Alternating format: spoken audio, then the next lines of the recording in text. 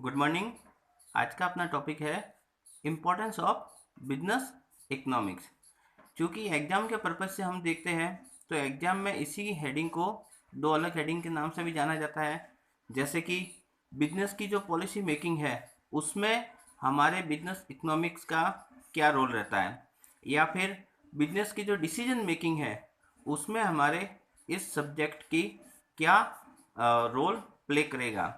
तो बात सिंपल सी ये की है कि बिजनेस इकोनॉमिक्स की इम्पोर्टेंस का हो, या फिर बिजनेस की पॉलिसी मेकिंग हो, या बिजनेस के डिसीजन मेकिंग हो, उसमें इस सब्जेक्ट की क्या इम्पोर्टेंस या क्या रोल रहेगा। तो इसके महत्व को समझने के लिए थोड़े से पॉइंट की अपन डिस्क्राइब करते हैं।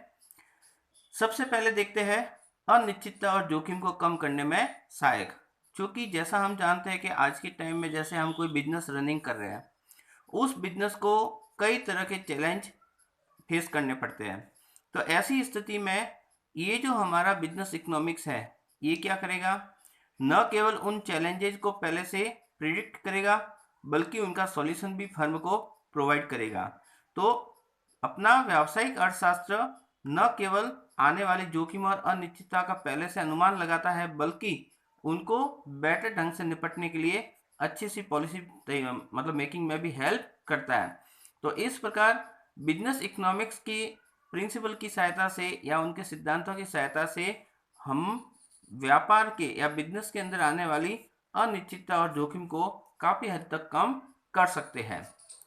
नियोजन और निर्णय में सहायक, ये मैं भी जस्ट अगले वाले पॉइंट के साथ अपन इसको देखेंगे। इससे पहले ये देख लेते हैं हेल्पफुल इन फोरकास्टिंग। तो बिजनेस इकोनॉमिक्स क्या करता है, हमारे फोरकास्टिंग में भी हमारी हेल्प करता है। जैसा कि आपने देखा होगा हमने डिमांड फोरकास्टिंग भी पढ़ते हैं, जिसमें हम अलग अलग मेथड के माध्यम से ये देखते हैं कि हमारे प्रोडक्ट की डिमांड कैसी रहेगी। तो ऐसी स्थिति में हम जैसी डिमांड रहने के चांस है उसी हिसाब से हम प्रोडक्शन करेंगे, उसी हिसाब से हम प्राइस भी रखते हैं और उसी हिसाब से हम उसका डिस्ट्रीब्यूशन चैनल भी डिसाइड करते हैं। तो माइक्रो इकोनॉमिक्स बिजनेस इकोनॉमिक्स की हेल्प की सहायता से न केवल हम फोरकास्टिंग कर सकते हैं बल्कि उस फोरकास्टिंग के बेस पर आगे की सारी प्लानिंग भी डिसाइड करते हैं।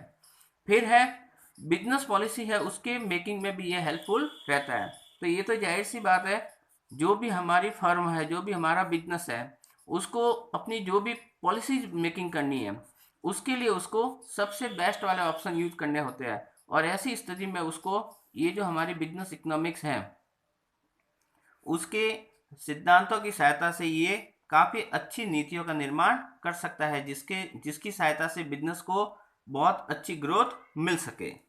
अब हम जो चीज़ें देख रहे हैं, जैसा मैंने ये पॉइंट कहा था कि नियोजन और निर्णय में सहायक, इसको यहाँ रखा था। अब आप ध्यान से देखोगे तो ये वाले पॉइंट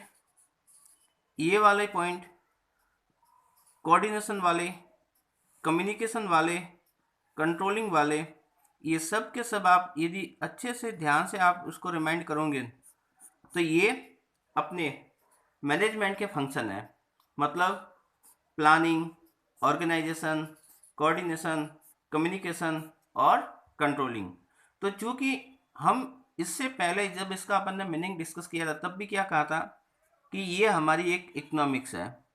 अब इसके अंदर भी इसके खुद के बहुत सारे सिद्धांत हैं और ये हमारा बिजनेस है। क्योंकि इसका जब इस बिजनेस में है अपन इस इकोनॉमिक्स को क्या कर रहे हैं, अप्लाई कर रहे हैं ताकि हम बिजनेस को और ज़्यादा ग्रोथ करवा सकें। तो ऐसी स्थिति में जब इकोनॉमिक्स के प्रिंसिपल हमने बिजनेस पर अप्लाई किए तो वही हमारी क्या कहलाई, बिजनेस इकोनॉमिक्स। और आपको ध्यान होगा तो इसका जो दूसरा नाम है वो क्या है, मैनेजरियल इकोनॉमिक्स। इसका मतलब यहाँ बिजनेस में ये जो मैनेजर है वो अपने डिसीजन मेकिंग में इकोनॉमिक्स के प्रिंसिपल की हेल्प लेता है। तो जब इकोनॉमिक्स इसके मैनेजमेंट में हेल्प कर रहा है तो मतलब डायरेक्ट इनडायरेक्ट वो मैनेजमेंट के सारे फंक्शन में भी तो हेल्प करेगा कि नहीं करेगा। इसीलिए आप देख लो इसकी जो इम्पोर्टेंस में है उसमें सारे मैनेजमेंट के जो फंक्शन है उनको लिख लिया, और वो यहाँ पर जैसे प्लानिंग, ऑर्गेनाइजेशन, कोऑर्डिनेशन, कम्युनिकेशन और कंट्रोलिंग। इस प्रकार इकोनॉमिक्स का पोर्शन जब बिजनेस में हमने अप्लाई किया तो उसकी वजह से हमारे मैनेजमेंट में भी हमें काफ़ी हेल्पफुल रहा है। इसलिए हम कह सकते हैं कि ये जो हमारा बिजनेस इकोनॉमिक्स है उसकी सहायता से प्रबंध के सारे कार्य भी हम बेहतर ढंग से कर सकते हैं। इसलिए इन्होंने इतने सारे ये जो पॉइंट यहाँ पर डिस्कस किए। फिर अपन देखते हैं व्यवहारिक मॉडल बनाने में सहायक। इसका मतलब ये है कि बिजनेस को कोई भी एक नया प्रोजेक्ट हाथ में लेना है, उसके लिए उसको एक पहले उसका एज ए मॉडल अपन बना रहे हैं। अब उस मॉडल के अंदर इसको इकोनॉमिक्स के नियमों की हेल्प से इसको हम इतना प्रैक्टिकली बना लेते हैं कि वो रियल लाइफ में जब अप्लाई होता है तो उसके सक्सेस की रेशियो काफ़ी बढ़ जाता है। तो बिजनेस इकोनॉमिक्स की सहायता से क्या हो रहा है कि हम बिजनेस के जो प्रैक्टिकल मॉडल बनाने में संभव हो पा रहा है, जिनसे हम अच्छे अच्छे प्रोजेक्ट का मतलब निर्माण भी कर सकते हैं और हमारे प्रोजेक्ट सक्सेसफुल भी जाते हैं।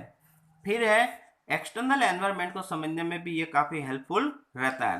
तो चूँकि बिजनेस को, जैसा इससे पूर्व भी हमने कई बार डिस्कस किया है कि बिजनेस को बहुत सारे फैक्टर हैं जो इसको प्रभावित करते रहते हैं, क्योंकि बिजनेस समाज के अंदर रहकर किया जाता है और समाज की बहुत सारी गतिविधियाँ इसको प्रभावित करेगी।